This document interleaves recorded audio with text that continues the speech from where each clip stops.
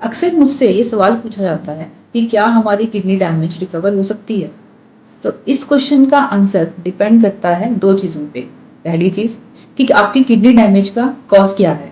क्या वो कोई रिकवरेबल कंडीशन है जैसे कि इन्फेक्शन या ऑब्स्ट्रक्शन, या फिर वो कोई इर्रिकवरेबल कंडीशन है जैसे कि chronic kidney damage which could be because of diabetes, long standing hypertension. अगर आपकी किडनी की जो प्रॉब्लम है वो किसी अक्यूट कॉज से हुई है जिसको दवाई देकर या ट्रीट करके बिल्कुल नॉर्मलाइज किया जा सकता है, ऐसे में आपका क्रिएटिनिन बिल्कुल नॉर्मल हो सकता है प्रोवाइडेड आप सही समय पे उसका इलाज कराएं। और दूसरी कंडीशन जो कि क्रॉनिक किडनी डैमेज, यानी कि किडनी जो है लंबे समय से डैमेज थी और अभी उसमें रिकवरी का स्कोप बहुत कम है। ऐसे पेशेंट में यूजुअली जब तक मैनेज हो सकता है, डिपेंडिंग अपॉन द स्टेज, हम कंजर्वेटिवली मैनेज करते हैं।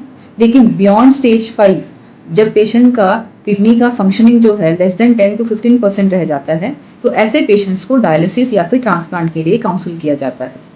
दूसरी चीज़ है किडनी की क्या स्टेज है, किडनी डैमेज की क्या स्टेज है जब आप हमारे पास आए हैं।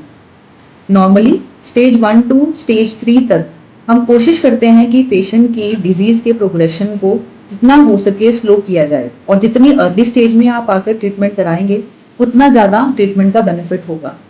वहीं पे अगर पेशेंट स्टेज 4 या स्टेज 5 में हमारे पास आता है तो हमारे पास ट्रीटमेंट के बहुत कम ऑप्शन बचते हैं, और ऐसे पेशेंट में डिजीज का प्रोग्रेशन स्लो करने के लिए जो भी मेडिसिन हैं वो बहुत लंबे टाइम तक काम नहीं करती हैं, एंड रिकवरी का स्कोप जो है स्लो हो जाता है।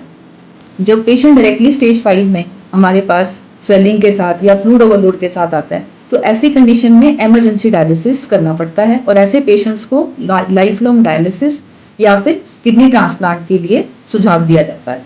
धन्यवाद।